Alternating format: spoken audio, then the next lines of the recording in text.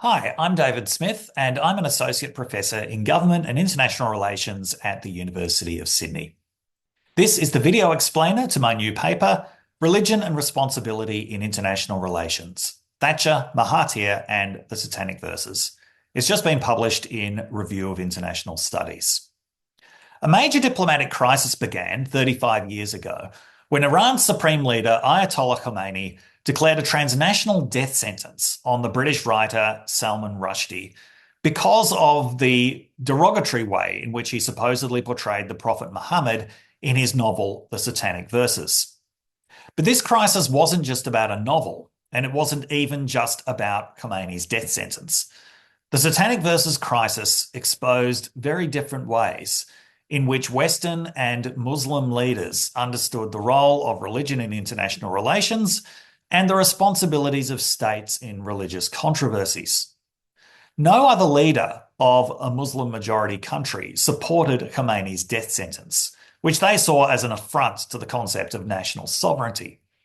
But many leaders were dismayed that British and other Western governments wouldn't act to ban the Satanic Verses, a book that had caused so much international disturbance and even death during protests. This paper looks at the response of one such Muslim national leader, Malaysia's Prime Minister Mahathir Mohamad. It examines and does a discourse analysis of an exchange of letters between Mahathir and British Prime Minister Margaret Thatcher.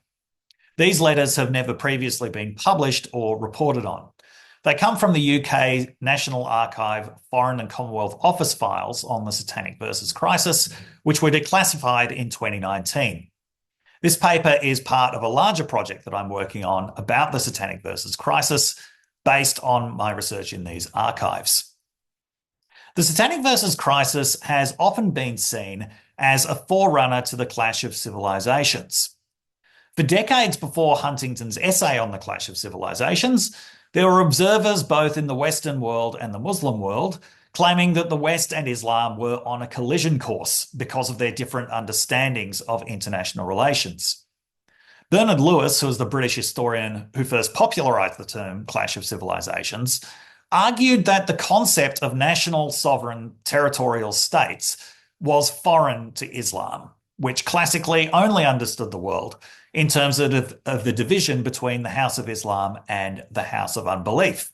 And Lewis looked at rising protests and discontent in the Muslim world, including protests over the Satanic Verses crisis, and believed that many Muslims were seeking a return to this classical conception of a divided world. But when we look at the response of Muslim national leaders to the Satanic Verses, we see something quite different. Leaders like Malaysia's Mahathir didn't want to change or overthrow the Westphalian system of sovereign territorial states. These states, after all, were the basis of their own legitimacy.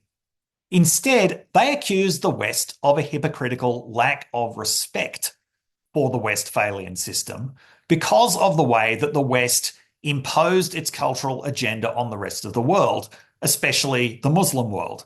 And they saw the publication of the Satanic Verses crisis as part of this cultural domination.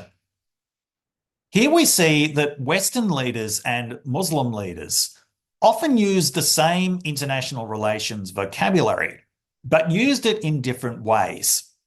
So they had shared concepts such as sovereignty, religion, Western world, Muslim world, but they brought different contextual rules to the way that they used these terms and used these concepts.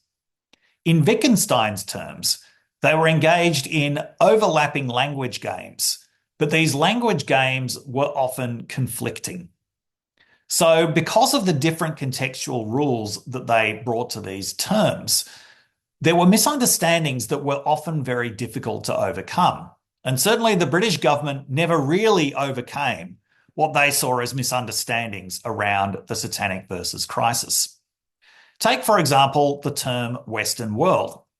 When Mahathir talked about the Western world, he explicitly referred to it as the Christian world, although he saw Christianity as decaying within Western civilization, and he didn't want the same thing to happen to Islam.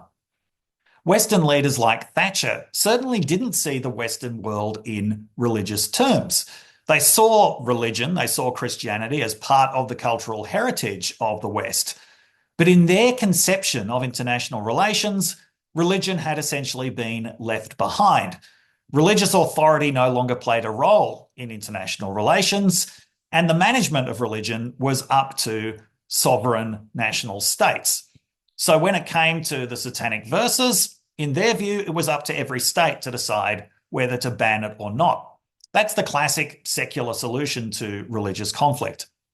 But this didn't satisfy leaders like Mahathir, who believed that the West was denying responsibility for its cultural domination, and that the West collectively was propagating an insult against Islam, an insult that was made all the worse by this denial of responsibility.